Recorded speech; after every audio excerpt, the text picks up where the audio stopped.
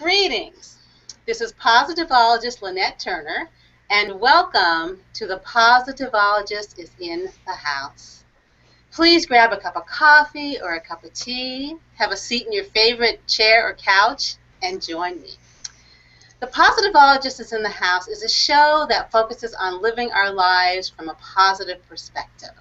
So each time we meet, I have a guest who has areas of expertise, who talk to us and enlighten us and give us spiritual guidance, which is exactly what we're going to get tonight. And I'm extremely excited, and we are in for an amazing treat tonight because my guest is Susie Verde. And Susie is an ambassador to John of God. And many of you may have heard of John of God, who is a medium and a psychic healer who has helped countless people from every corner of the globe, including Susie. So we hope she'll share her story with us tonight as well. But everyone just sit back, relax, perk your ears up, and get ready for a really enlightening conversation. And with that, I'm going to welcome Susie to the show. Welcome, Susie. Hello, Lynette. I'm so happy, so excited to see you. I have to tell our viewers that Susie is up late and she's many, many miles away from me in Rio de Janeiro. That sounds so exciting. I wish I was there with you, but I'll have to live vicariously here in Connecticut across the mile. So, and I was told her she looked so alert and awake for it to be a couple hours later there. I know. So delighted to have you. So, across the miles. I'm very, very honored and excited to be part of your show tonight, Lynette. Thank you. Well, a treat for all of us. So, Susie, I'm going to start by just having you tell the viewers a little bit about yourself so we know about who Susie is. Okay. So, actually, I met Lynette Turner at One Spirit Alliance, and I am an interfaith minister to be very soon. So primarily, I would say. And my background is interfaith, and I grew up in Brazil, in Rio de Janeiro. I always been involved in the healing field. I went to law school. I'm a journalist. I used to have a magazine in Rio de Janeiro about spirituality and healing. And it was because of a cancer, actually, a breast cancer, that I eventually reached John of God. And when a lot of things changed in my life, and I enrolled in a very intensive, wonderful, beautiful journey of healing that eventually led me to the United States. So I would say that I am in search of the sacred in everything. I am a searcher, I'm a mystic, I am an interfaith minister, very soon to be. I'm somebody who's passionate to talk about God and to talk about the Mother and to talk about the many ways in which healing is possible when it is that we are connected with our higher self, and when it is that we look around and we awaken to the reality of who we really are. So, yeah. That sounds like a wonderful journey, to be honest, Susie. Thank you. A really, really wonderful journey. So tell our viewers how, you had this diagnosis, and then were you searching for something outside of Western medicine or in combination, or how did you come across John of God, and what in particular sparked you to know that connecting with him and his energy was the path that you wanted to take to address being healed? Actually, this is a very, very amazing story. What happened was, no, the answer to your question is no. I wasn't initially thinking of spiritual healing. In fact, my father, who passed 4 years ago, was an MD, a very open, progressive MD, but still we believed in traditional medicine in our house. And what happened was, when I was diagnosed with cancer, as usual, the doctors put a lot of pressure that you should look for a traditional form of treatment. In my case, was a double mastectomy, plus a lot of, the follow-up treatment with radio and chemo. And something inside of me at that time said, you know what, I'm so young, and if I engage in this treatment, that means that probably I wouldn't be able to, have children because, all the chemo treatment was on the mark of late 30s. And also, I don't know, something inside of me said, hang on a minute, is there any option? Do I have any options? Should I search? And I saw many different doctors looking for one that would say to me, yeah, let's do some alternative treatment and you might not have to have the surgery. But unfortunately, all the doctors that actually saw me at the time, and that was in 2005, they were very clear that because of the type of cancer I had, which was, it's called in situ, means that it's encapsulated, but still in a very dangerous area. So at any moment, that capsule could explode, and I could have it spread through my body very quickly. So the answer was no. You definitely have to have surgery, and very soon. And then, because, as I said before, I'm a journalist, and I had a spiritual magazine, a lot of people would ask me if I knew of John of God. Because it was almost like, well, you should know who John of God is, right? Right, absolutely. But I was just too busy trying to make some money and pay the bills and take on with my business. I had no time to go and visit John of God. So what happened was, and this is the very amazing serendipitous part of my story, I decided that I was going to have surgery because, well, after seeing six or seven doctors and receiving the same answer, what do you do? You start to think, well, maybe I'm just attached to my breasts, maybe I'm just attached to maybe there is something else. Maybe I should just be flexible and go with the flow and listen to what people are telling me, and they know much more than I do. Maybe I'm just afraid. So at that point, having chosen my doctor, about 3 days later, that I actually made the decision and started to have all the prep exams for the surgery and stuff. At that moment, I get this phone call from the doctor's office, and his assistant was very, very embarrassed. But she said, you know what, I'm so sorry. There has been like a clash of dates in Dr. Vilela's schedule, and we're going to have to postpone your surgery by 10 days. And I said, hang on a minute.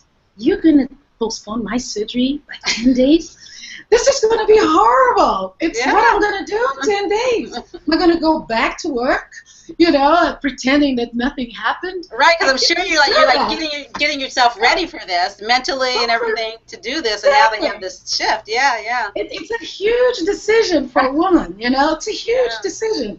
And then he's telling me, well, just go back to your normal life, 10 days, book some business lunches or something, And in 10 days, you come back to do something that I did not want to do, period, Right. But what could I do? I got that phone call, and I sat on my sofa, and I said, well, now, God, what?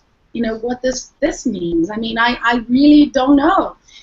And then I thought, well, if I have 10 days, if I have this hiatus in my life, which I know I'm already in another world, preparing, for the inevitable, I said, well, maybe I could go and visit that healer that everybody keeps asking me about. That healer. That healer, exactly. Maybe I should just go.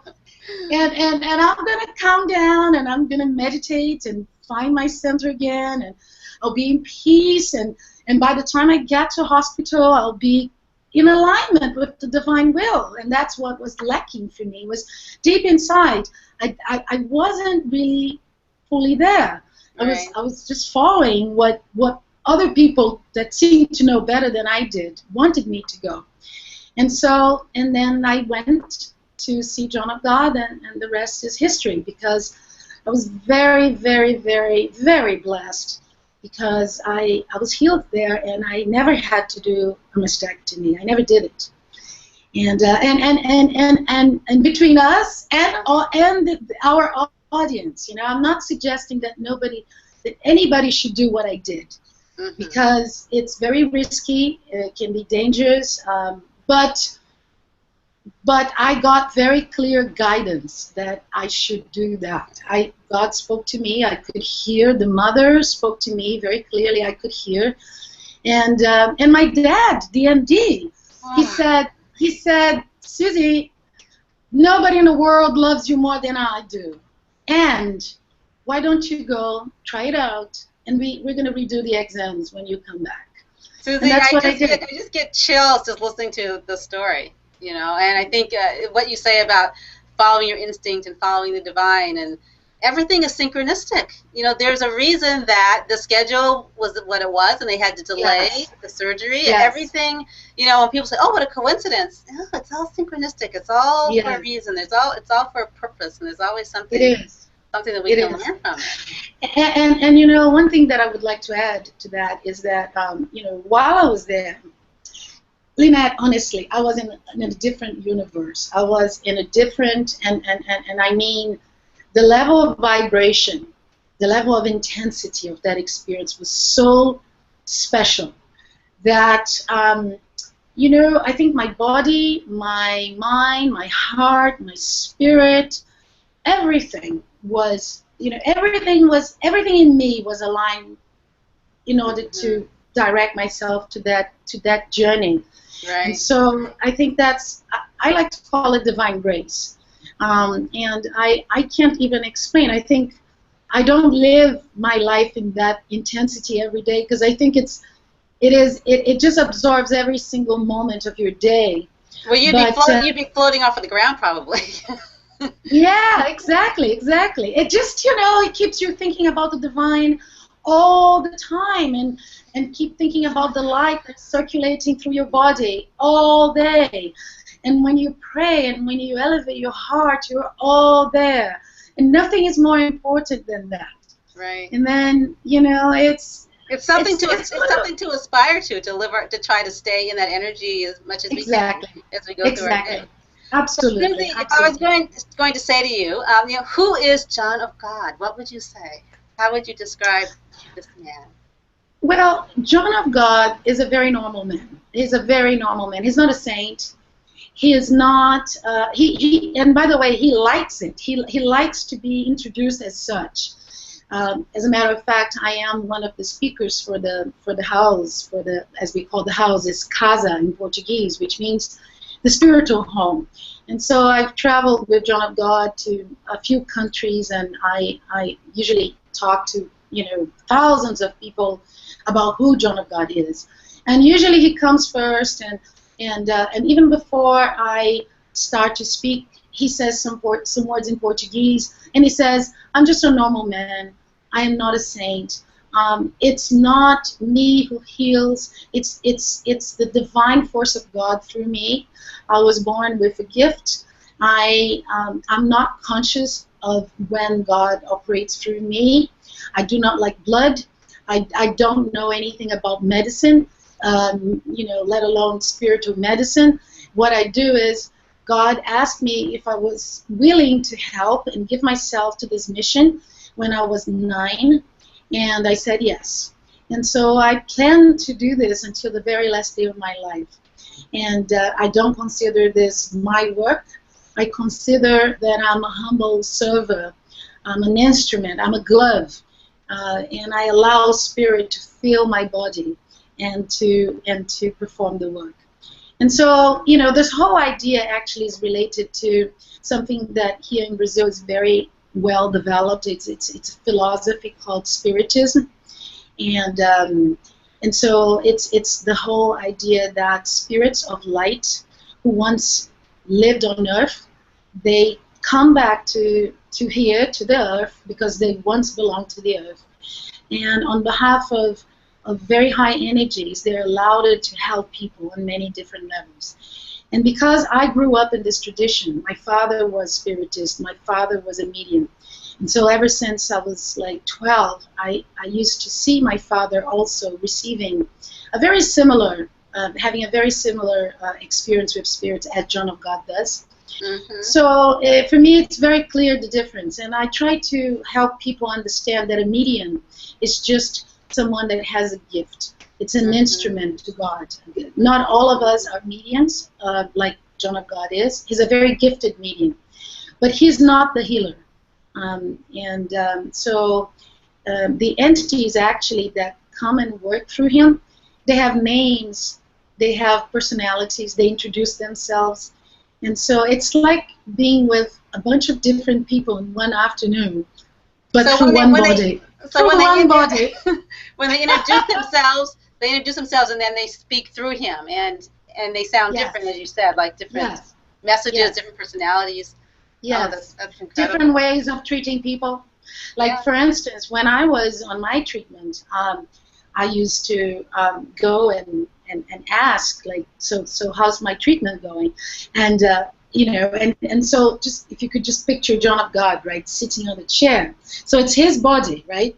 So I'm approaching him to ask how my treatment is going, and he says, "Oh, no, it's not me who operated you. It's another doctor. Come back tomorrow morning."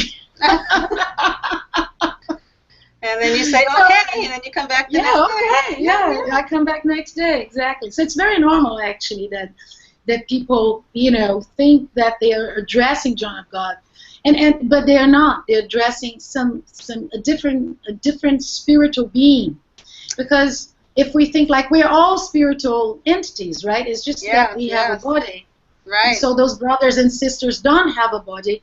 And because John of God is so gifted, they come and go in a way that, unless you're very familiar with what's going on, you would swear that it's John of God, but it's not. But it's not. No, it's not. No, interesting.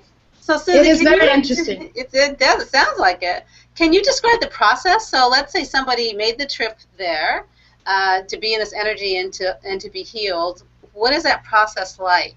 And also, I understand everyone wears white, and so I'm sure there's some significance to that. So if you can just talk to the viewers a little bit about what the experience is like to travel to this, what sounds to me like truly to be a magical place, and to encounter the energy, I think, of probably John of God and all the other sort of like-minded people that are there. I just keep getting chills. So, tell us more. Well, the place where he works from is a very small village. It's a teeny little village in the middle of nowhere in Brazil. As a matter of fact, the first time I went there, a friend of mine drove me, and and he dropped me there, and then he said, "Well, Susie, I have to work tomorrow morning," and he literally left me in the middle of nowhere, and I was like, It was kind of, mind-blowing. But the next morning when I woke up, believe me or not, the world was there. The world was there. And it was unbelievable. I woke up, I'm in my own country, I am in the middle of Brazil, like the heart of Brazil, and then I'm like walking to see John of God, and I hear Russian, I hear Hindi, I hear Chinese, English, French, German, and I'm like, is this a cult? Maybe it's a cult. Maybe it's really, really amazing the way in which I would say it's international land. It's blessed land. It's not honestly. It's belongs to humanity, and which I think it's wonderful, because if you think about the whole idea that spirit is international. It's universal. It belongs to all of us. It really unites us as brothers and sisters on the path. So everyone's the same. Right, no matter where you come from, or what religion you have, or how old you are, or what your economic status is. No, nobody cares. Your color, your pocket, your, if you're a millionaire, or if you, paid the last penny to get on the bus to get there. It's truly remarkable the way in which I think out of that simplicity, the model of the casa it's really holy, because everyone is welcomed, everyone, and as I was healing there, put me in a lot of situations to help people and serve people, and and he said, well, you've got some karma to clear. And he said, you go and push some wheelchairs. Really? He did. You go and push some wheelchairs. One day I was pushing a wheelchair, and he stopped. And it's like a dirt road, right? It's a very simple place. So he stops his car, and I'm like walking and pushing this old lady, and he puts the window down, and he looks at me and says, I'm watching you. I'm watching you. Well done. Your karma is cleared. Your karma is clearing. Yes, your karma is clearing. The karma is clearing. So there's an idea there that and by the way, if you go to places like I was in Lourdes this past summer, and by the way, it's one of the wonders of the world. It's unbelievable. It's an amazing, amazing sanctuary for the mother in France, in the south of France. I was invited to do some work on behalf of this healing style that I initiated here in the U.S. So, but it's linked to what happens at the Casa. And again, I thought about Bajania when I was in Lourdes, because it's the same scene. The wheelchairs and the people arriving with that amount of faith and trust and pure open heart and passion to open themselves to spirit. It's so beautiful, it's so truly beautiful, and everyone is welcomed. Perhaps the difference is that in Brazil, it's basically not a Catholic sanctuary. Bajania is not a Catholic sanctuary. However, because Brazil is a very Catholic country, then you see a lot of Catholic icons there. So the Virgin Mother is worshipped from Fatima, from Lourdes, from Brazil, which by the way is a Black Madonna. So you see all those amazing mothers there. But then and this is a very typical thing in Brazil. It's all mixed with the idea that you can pray to the Mother and you can have angels of light helping your way.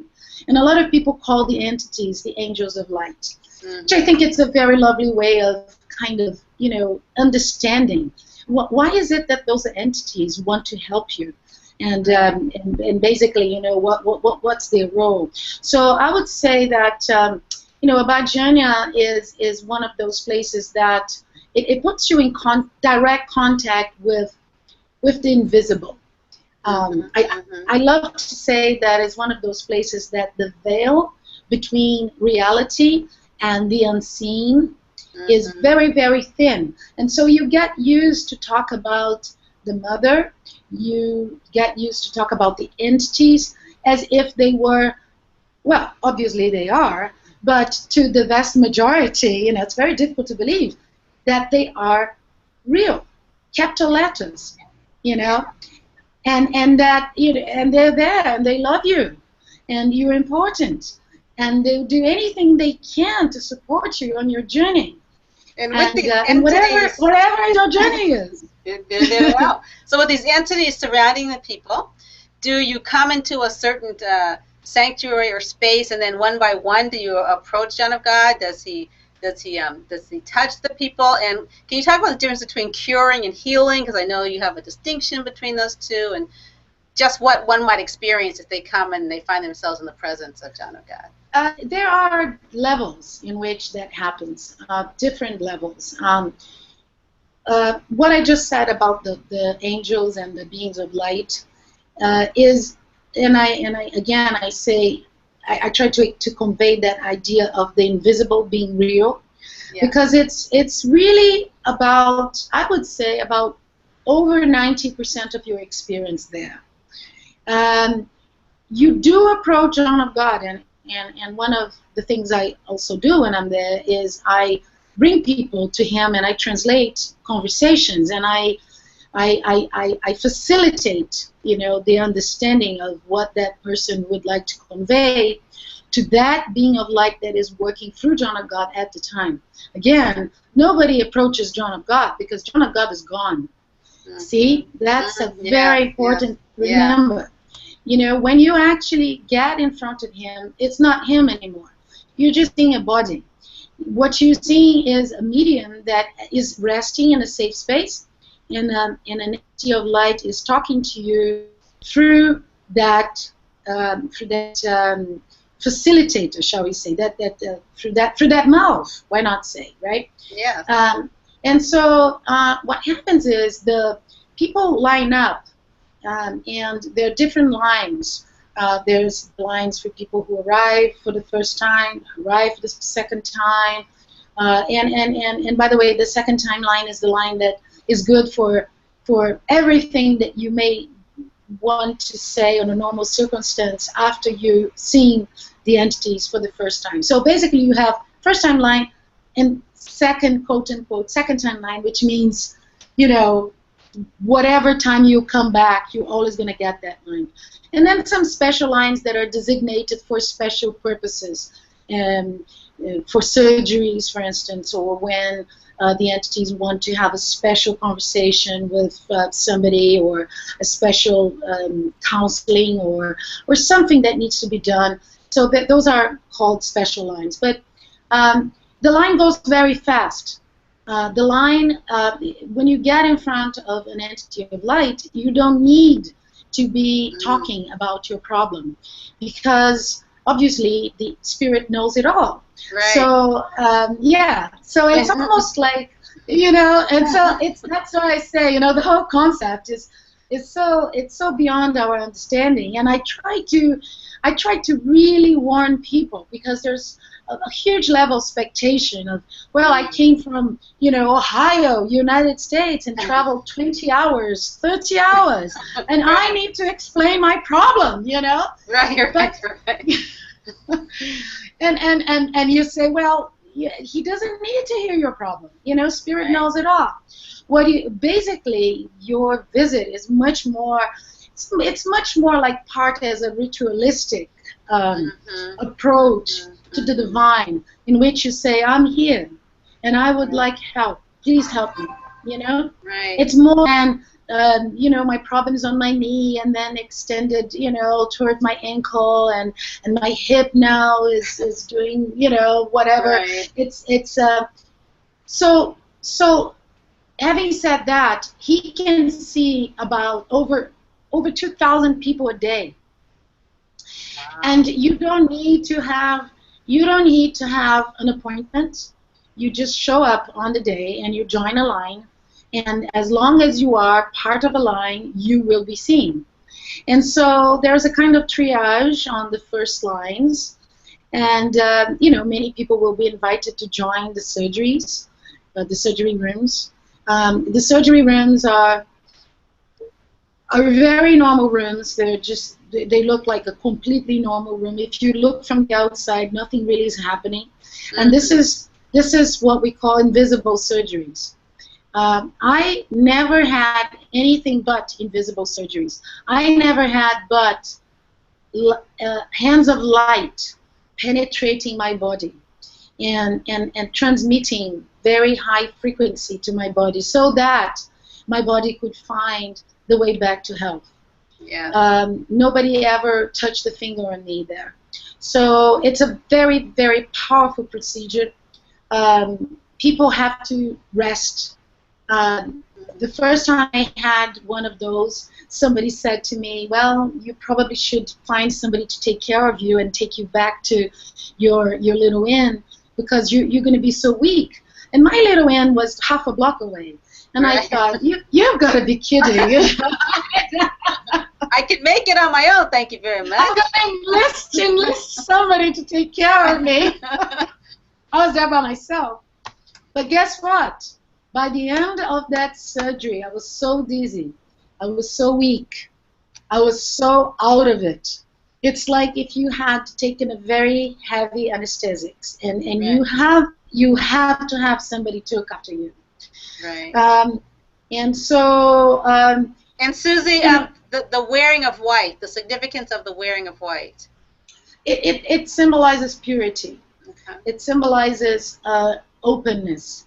It's a tradition in Brazil that when you're going to do any spiritual work, in the Spiritist tradition, that you should wear white, because it's when you're most vulnerable, when you're most open, you're most egoless.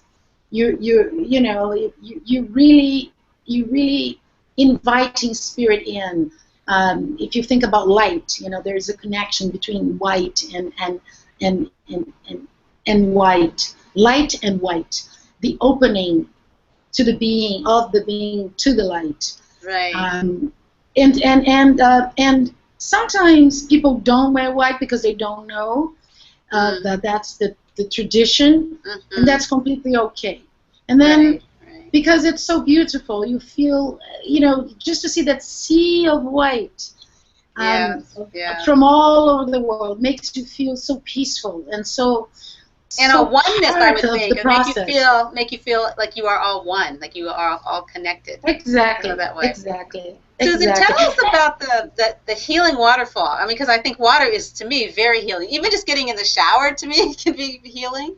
The energy of water. So tell us about the healing waterfall that I've read about.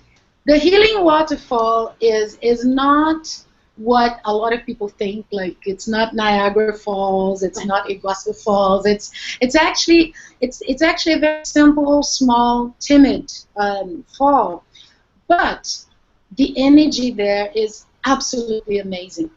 Because are you familiar with Dr. Emoto's work? Yes. The scientist from Japan. Yeah. So maybe for the audience, Dr. Emoto proved scientifically that water is a very powerful carrier of energy, and that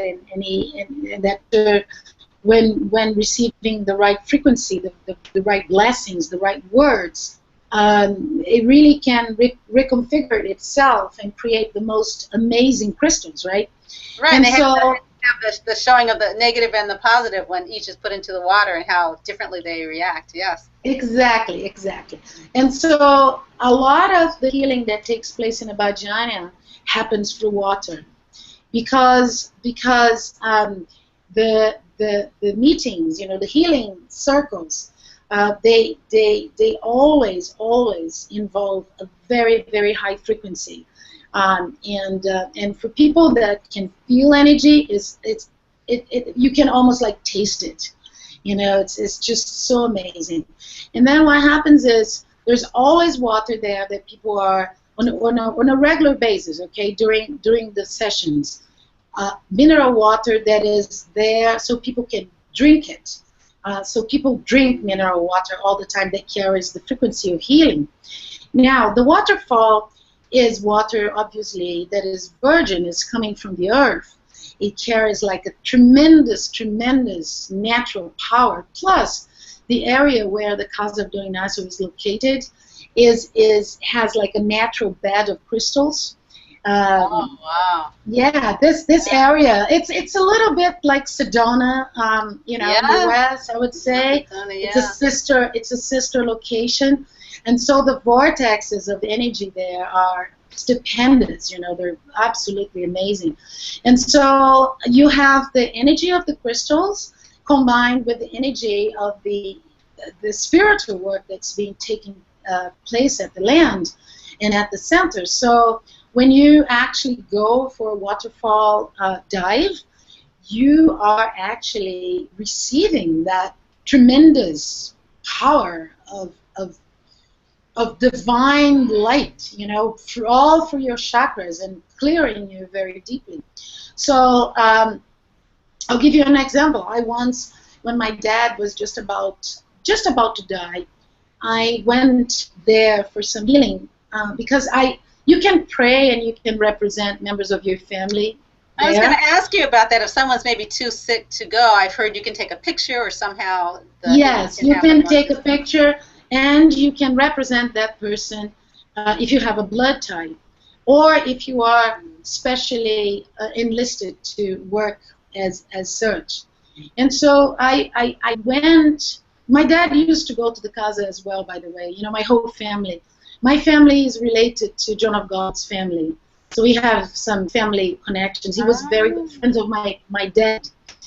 And so when my dad went to hospital, I actually, went to, and he had cancer, and so I went to the Casa and I asked the entities to operate me as if they were operating my dad.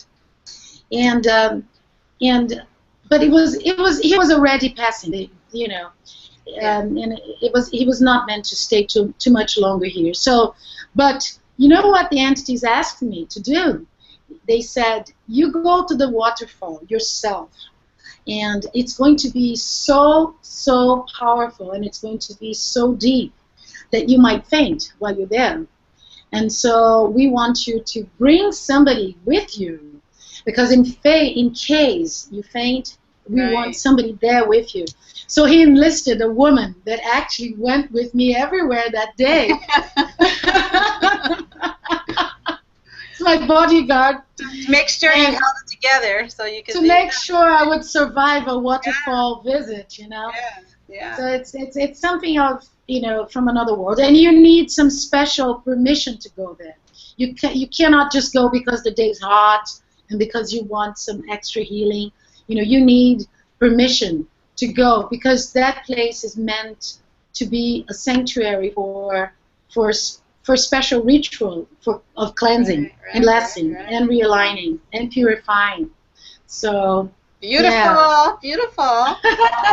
So, Susie, can you give us some examples of some healings that people have experienced by working with and connecting to the energy of John O'Connor? The energy of the entities, the entities of the Casa do Inácio. Yes, everything. I've seen everything. My faith grew exponentially. From depression to bipolar disease, to I even met a man who was clinically considered dead, and in the most biblical sense, he was raised from the dead. You know, when he called the Casa do Inácio. His wife did. Of course, you know. Yes, of course. and asking for help, and it was during a work, you know, it was a healing work, and after 30 minutes of clinical death, he came back, and he sat on the bed, and he said, "Can I get a glass of water?" And the nurses were like,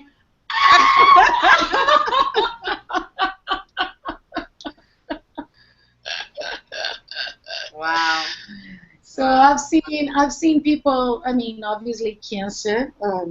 You know, it's amazing. My case was considered easy by him, completely easy. Although the doctors until today are completely shocked. I bet they're. I mean, if you go for regular checkups, they're probably like so excited to see you and see. Hopefully, even if they're Western doctors, to see, wow, this is amazing, incredible.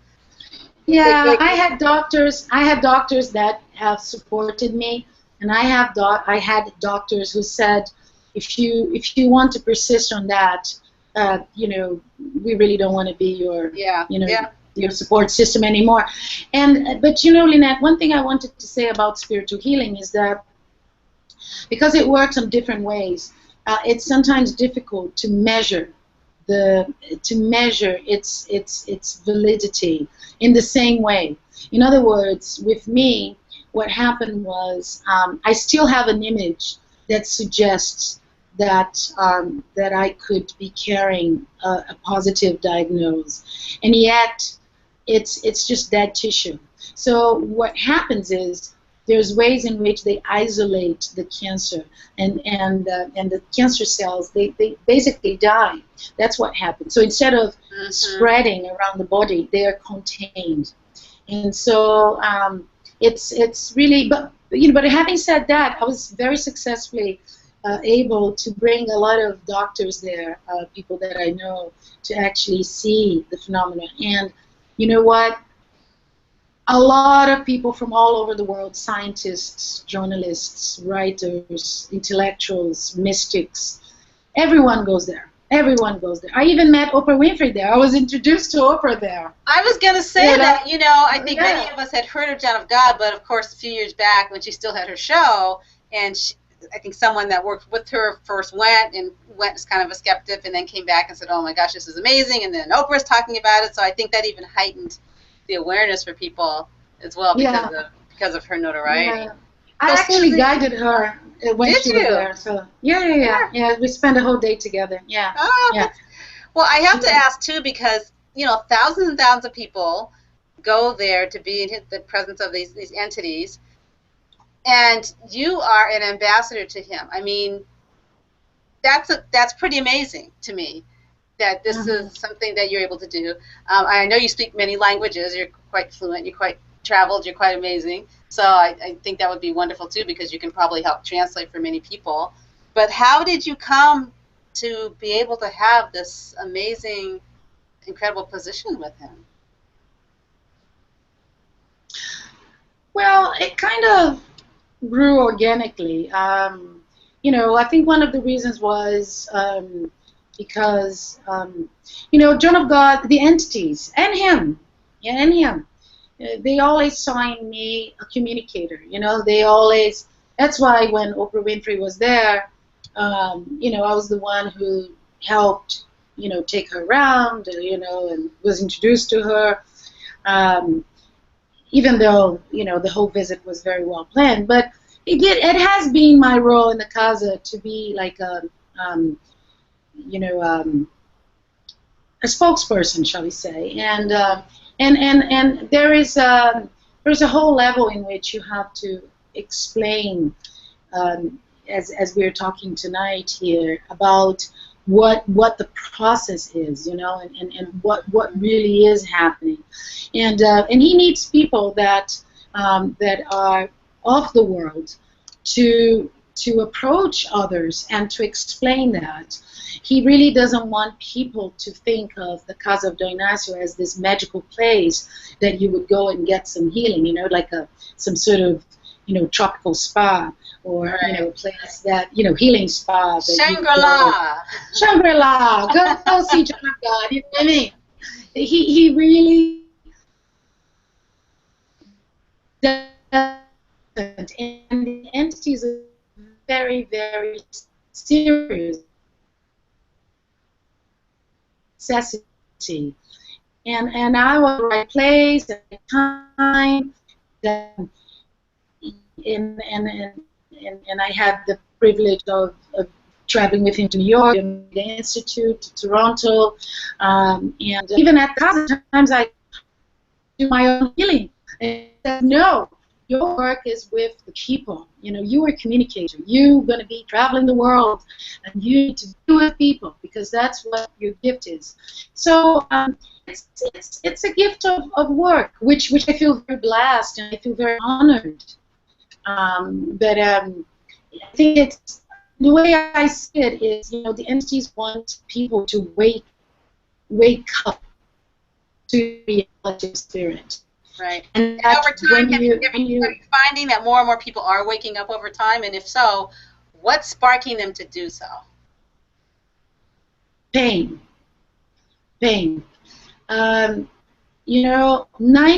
More than 90% of the people that arrive at the casa, they arrive out of pain.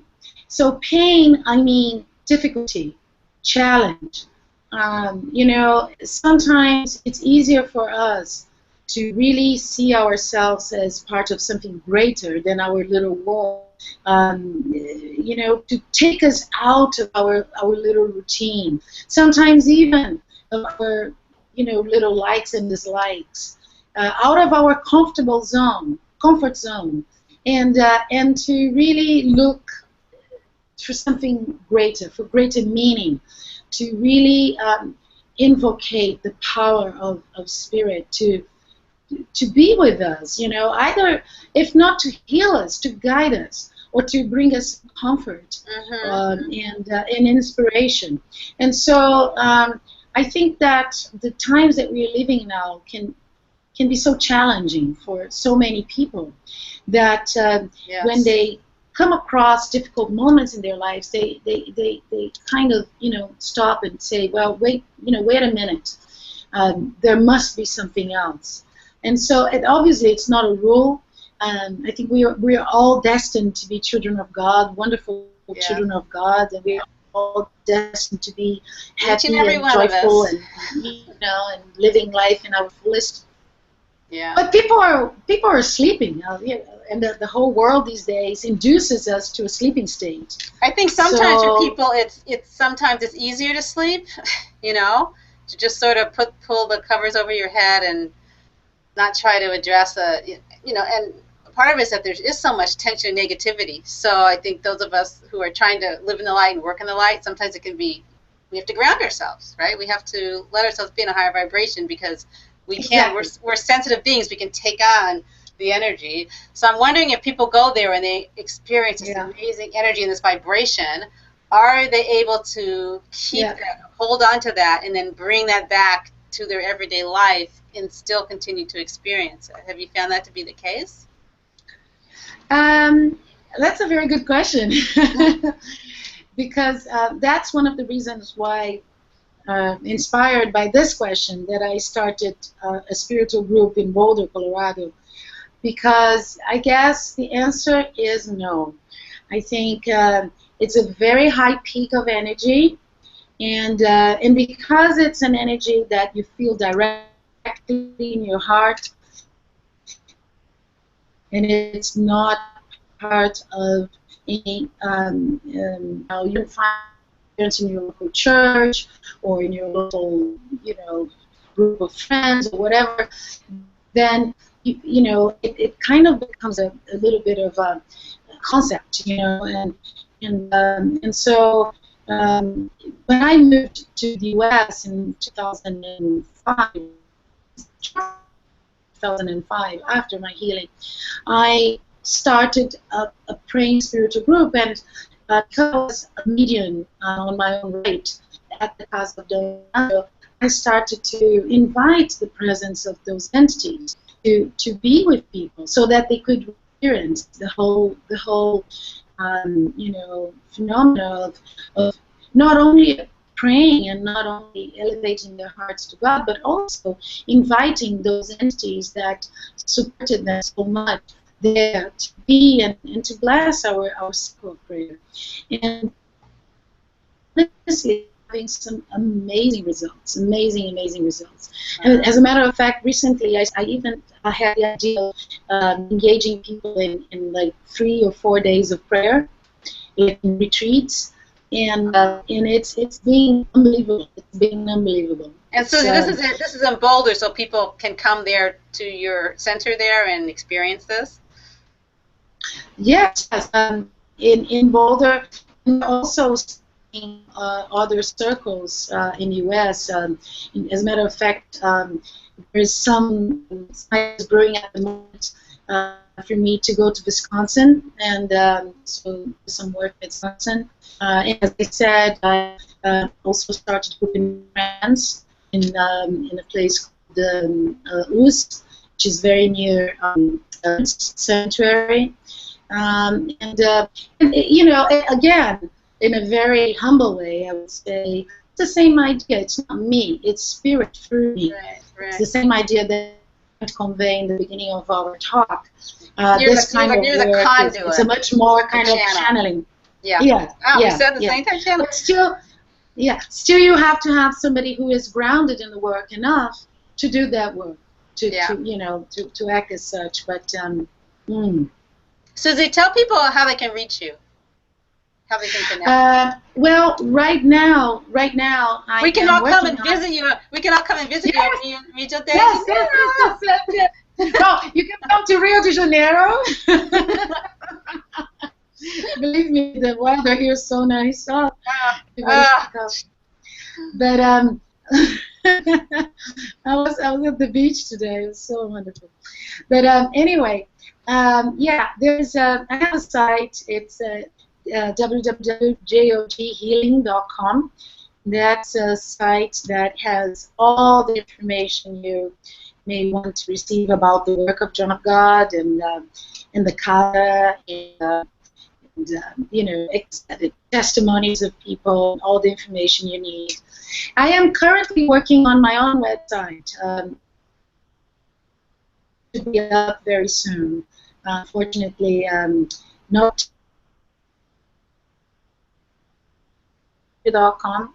Be up very, and hopefully what we're thinking of doing is starting to transmit the meetings that we have in Boulder. There's going to be like a live streaming of those meetings.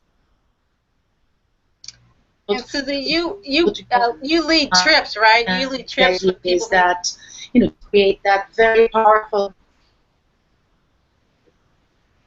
I'm sorry. Oh, that's okay. Yeah, we're breaking up a little bit, but we're hanging in there. You lead trips. You take people actually over to meet with John of God. Is that correct? Do you lead trips? Yeah, I did a lot of that already. What happened was because of the idea that the ambassador work and being more in the world and sharing the word. What I've been doing right now is concentrating a lot on and that's combining the fact that I'm finishing ministry school. So I do not any trips planned right now. But what I would suggest is that if people want more information about my next trips, or if they would like to go now, I could help people to definitely get there safely and having some good mentors.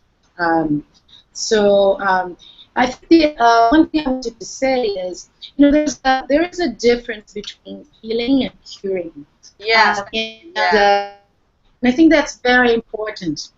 It's very important because sometimes people that say are not facing any life-threatening disease, they might say, well, I don't need to go see John of God. But you see, as a matter of fact, it's not, this work is not so much about when you need to see John of God. It's more about the benefits of being exposed to a very high-frequency circle energy that is very, very beneficial. And that's what we call healing, like in most of a lot of people would look forward to go to Brazil because they came to a period of whatever they're dealing with that is so critical that all they can aim for is curing of the body. Now, in that case, I would definitely suggest that trying to go to Brazil would be a good option. However, as I said, it's not magic. It's a process. So it involves a treatment. It involves, like myself, my own treatment took more than 2 months.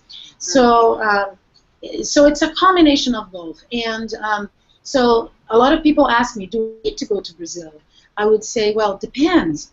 If you would like to receive healing on the more broad sense, you in a circle, and you can make it a practice every week of your life to be connected with practice, and it is very healing.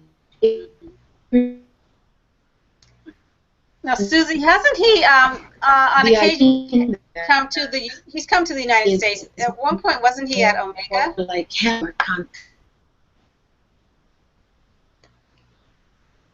Omega last year in September, and 2 years before.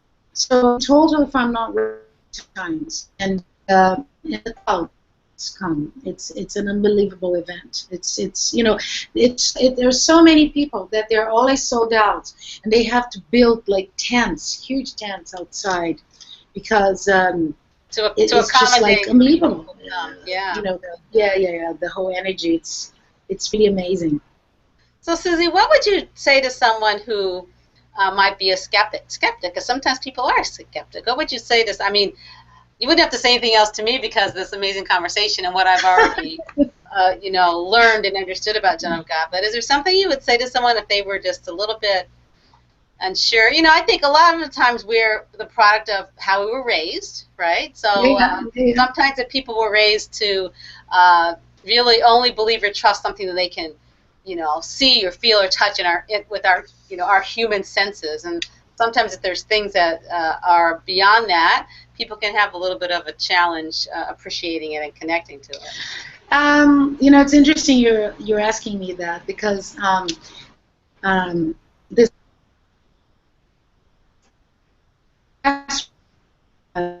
New York. No, about healing, not about vagina or the. And she said to me at one point, she said, "Well, okay, so here's the skeptic. How about if spirit hasn't healed you? How about if you got there and it was your mind? You just thought positively and bingo, you were healed. And it was, it's not what you, there's no dimension of spirit, and the and it was very interesting because what I said to her was, and cafe, and a lot of snow, falling outside, and I said, well, just look at this tree. I said, this tree outside, and because of the severe winter, it does, right? I mean, whole nature looks dead.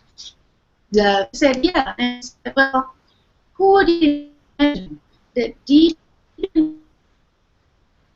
that there is promise of life that will sprout in 2 months? How would you explain that? And she said, well, that's nature. That's the biology. That's what happens. And I said, okay. So when you had your children, and you could say, well, it's just an egg and just a sperm. But then I would ask you, how about the soul? How about the personality of your children? Where did it come from? Who are these people? Beyond, the girl and the boy, beyond that body, where did that essence came from, and where it goes after that body goes?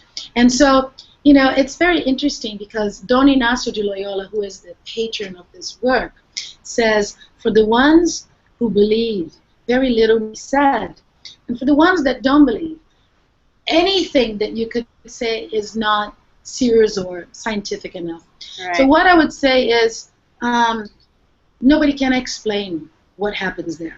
It's a mystery. And what I can say is, a lot of people that have been there, that were healed, who had amazing results, who didn't believe, they started to believe once they received the gift. They believe now. They believe now. Exactly. They believe. Susie, I can't believe it. Our hour is up. Oh my God, already! It's no! But that was amazing, fascinating, wonderful, enlightening, spiritual. My heart goes out to you, and I thank you so much. So much. It's been wonderful. It's been wonderful, and I look forward to seeing you soon. Absolutely wonderful. Class. Absolutely. So all my love to you. My pleasure. Namaste. Likewise. Thank you. Obrigada. Thank you. And I want to thank everybody out there for joining me on The Positivologist is in the House. You can reach me on my website, www.positivebliss.com. And remember, it's all about bliss, B-L-I-S-S. Believe life is something special because it is, and so are you. Until we meet again, namaste.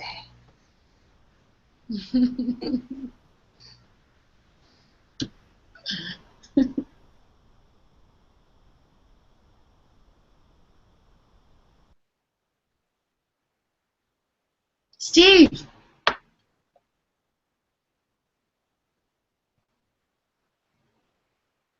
Steve?